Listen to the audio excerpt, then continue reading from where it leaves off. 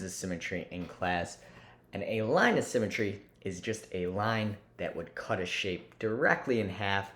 So let's say the left side is completely the same as the right side, and if we flipped over that line or reflected over the line, the shape would look exactly the same and land in the same spot.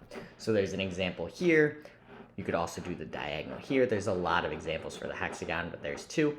For the letter I, we could cut it right down the middle vertically.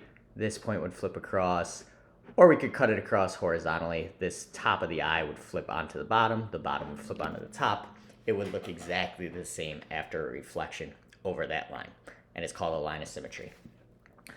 So really quick, just some notes. Line of symmetry is a line that when we do a reflection, the shape lands on itself or onto itself. So lines of symmetry have to hit the midpoint or bisect the angle.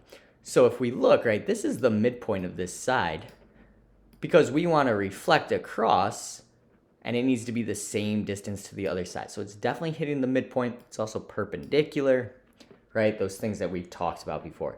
And this point, if I reflected it to here, it would be definitely the same size that to there.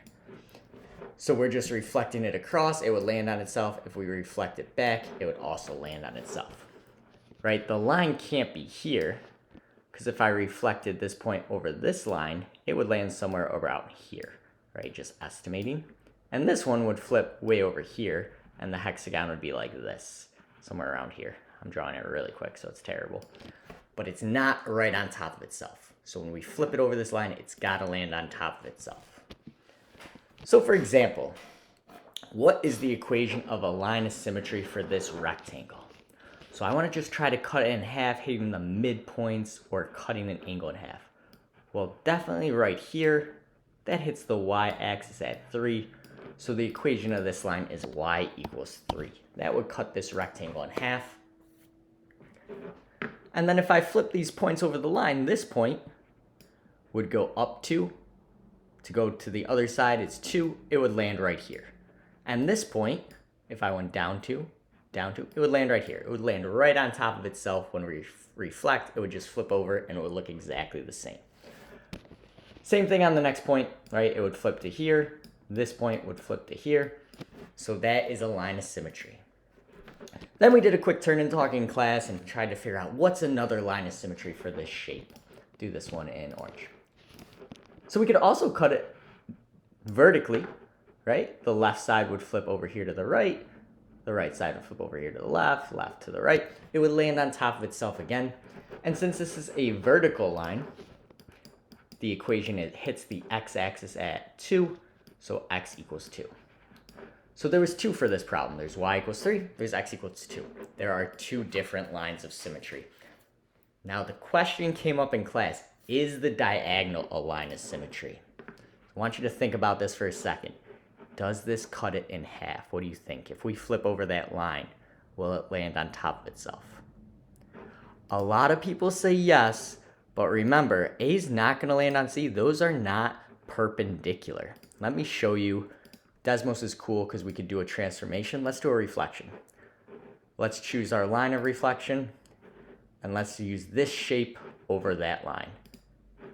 If I flip the rectangle over that, it does not land on itself, right? It is here to here because we want to be perpendicular to the line of reflection and the same distance, but C does not land on point A.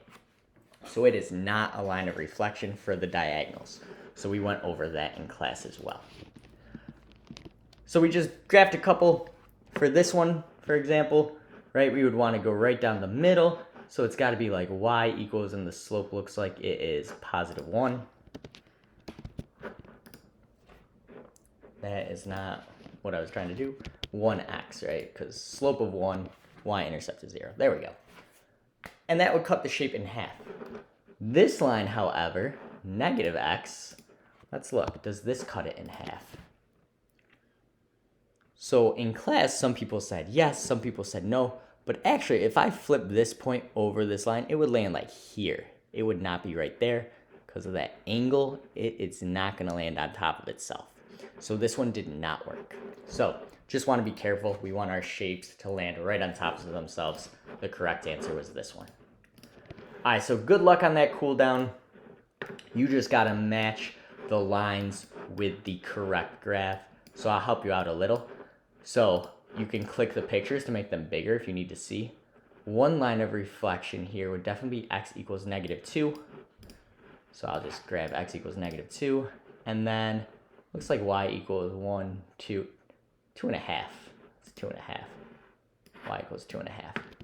So there's the first one. You can click the pictures to zoom in. What would hit there? Remember, up and down vertical lines are x equals, horizontal lines are y equals.